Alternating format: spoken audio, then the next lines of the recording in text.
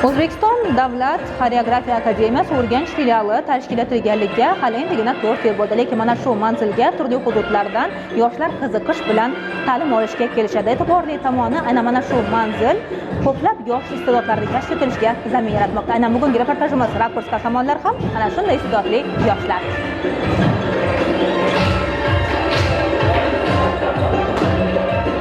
Birinchi erishgan yutug'im 2019-yil Qozog'istonda bo'lib o'tgan konkursda o'zimizni o'zbek milliy raqsi, ya'ni Farg'ona yo'nalishidagi o'zbek milliy raqsini ijro etib birinchi o'rinni olganman. Birinchi o'rin O'zbekiston deganda shunaqa vatanga bo'lgan mehrim, vatanga bo'lgan tuyg'um shunaqa jo'sh urganki, hatto o'zim ko'zimdan yosh chiqib ketgan darajada bo'lgan. O'shanda juda ham xursand bo'lganman.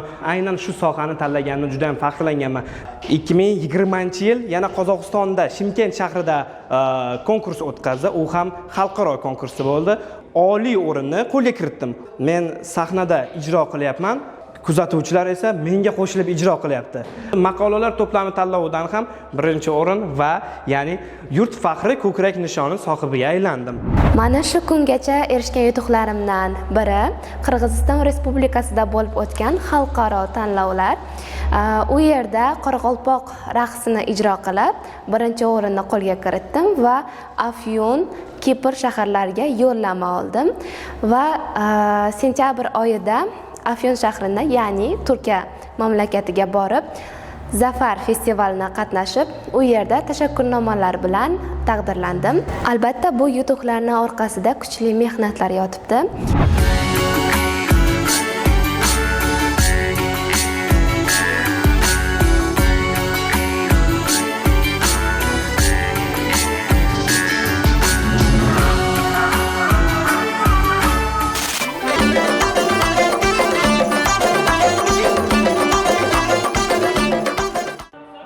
Har kuni o'nlab talabalar mashg'ulotlarni ertalabdanoq boshlaydilar. Kimdir klassik balet ustunlarida o'z mahoratini oshirsa, yana boshqalar zamonaviy raqs yo'nalishida o'z uslubini topmoqda.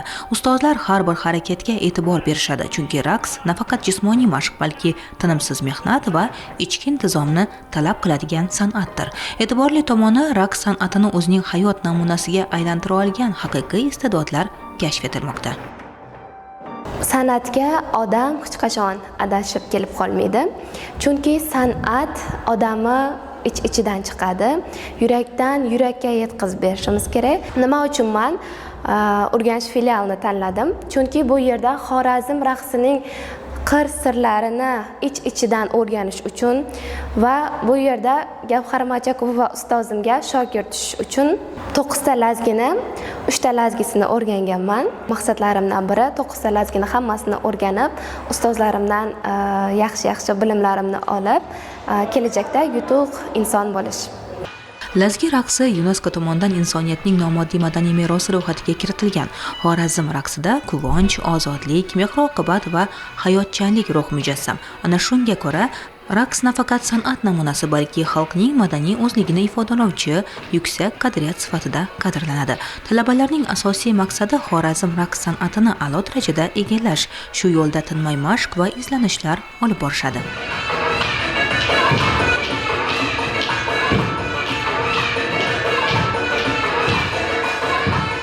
Turkiya mamlakatiga borganimda Xorazm raqsidan Surnay lazgi raqsini tayyorlab borganman.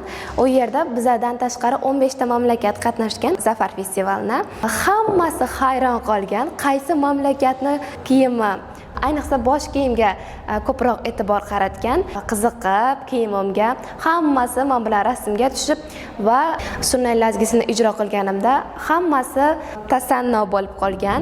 Bu yerda o'qiyotganimdan juda ham faxrlanaman. Ayniqsa bu yerga nima uchun o'qishga kirganman? Xorazm raqsini juda ham mukammal darajada o'rganish uchun kirganman. Xorazm raqsi juda ham qiyin raqs. Birinchi o'rinda hamma biladi, Hindiston tursa, ikkinchi o'rinda Xorazm raqsi. Xorazm raqsi 70 ta suyak bo'lsa, 70 ta suyakda hammasi qimirlash kerak. Hammasi raqs ijro qilish kerak. Ustozlarimizdan shunaqa tahsil olganmiz. Bu yerga o'qishga kirib men aynan Xorazm raqsi, ya'ni amaliy tarafdan ham, nazariy tarafdan ham juda ham bilimlarga ega bo'ldim. O'zim Qashqadaryo viloyatidanman, hozirda Xorazm viloyatida o'qiyapman. Bunday sharoitlarni bizga qilib berganidan, bunday shart-sharoitlar, bunaqa ustozlar va bunaqa binolarni qilib berganidan avvalambor davlat rahbarimiz prezidentimizga juda ham kattakon rahmatimizni bildirib o'taman. Chunki oldin bu O'zbekiston Davlat xoreografiya akademiyasi bor edi. Prezidentimiz Xorazm viloyatida Urganch filialini ochib berdi. Bundan juda ham xursandmiz. Bu yutuqlarimiz bilan bizning harakatlarimizni mana shu ishonchni oqlashga harakat qilamiz va olg'a qadam bosamiz. Akademiyada o'quv jarayoni nazariy va amaliy darslardan iborat. Talabalar san'at tarixi, sahna madaniyati, musiqiy tafakkur kabi fanlarni ham o'rganadilar. Bu esa ularning kelajakda professional artist sifatida shakllanishlarida muhim ahamiyatga ega. Dunyo raqslarining ichida hozirda Xorazm lazgisi birinchi o'rinda turadi. Lazgi raqsini ijro qilishimiz uchun bizga texnika kerak bo'ladi. Yurakdan, ya'ni lazgini yuragimiz bilan yaxshi ko'rib ijro qilmasak, uni hech qachon maromiga yetkazib o'ynay olmaymiz. Lazgi raqsini o'ziga yarasha murakkab harakatlari bor. Ulardan biri tizzada yurish, qayishish, titrama, qaltirama. Bizlar Gavhar Machakupova ustozimiz bilan tayyorgarlik jarayonlarida zalni u burchagidan bu burchagiga tizzalab yurdirgizardi doira bilan va tizzalarimiz qonab ketgan kunlari ham bo'lgan. Shu daraja lazgiga muhabbatimni, sevgimni berganman. Hatto tizzalarimiz qonasa ham, yiqilib tushsak ham yerga bizlar uchun bu oddiy holda qiyinchilik tug'dirmagan. Kelajakdagi maqsadlarimdan biri jahon sahnalarida o'zimizni milliy raqslarimizni olib chiqish va shu orqali O'zbekistonni davomini tanitish. Ta'lim muassasasida olib borilayotgan mashg'ulotlar natijasida talabalarning orzu va maqsadlari ro'yobga chiqarilmoqda. Har bir mashq, har bir qiyin harakatni o'rganish ortida katta mehnat bor, biroq shu mehnat ularni katta sahnalarga olib chiqmoqda.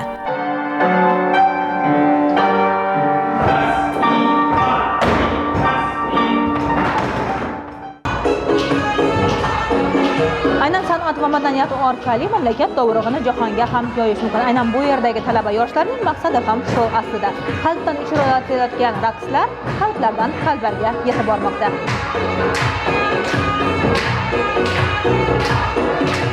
Boshqa davlatlarning raqsini biz bemalol professional darajada ijro eta olamiz.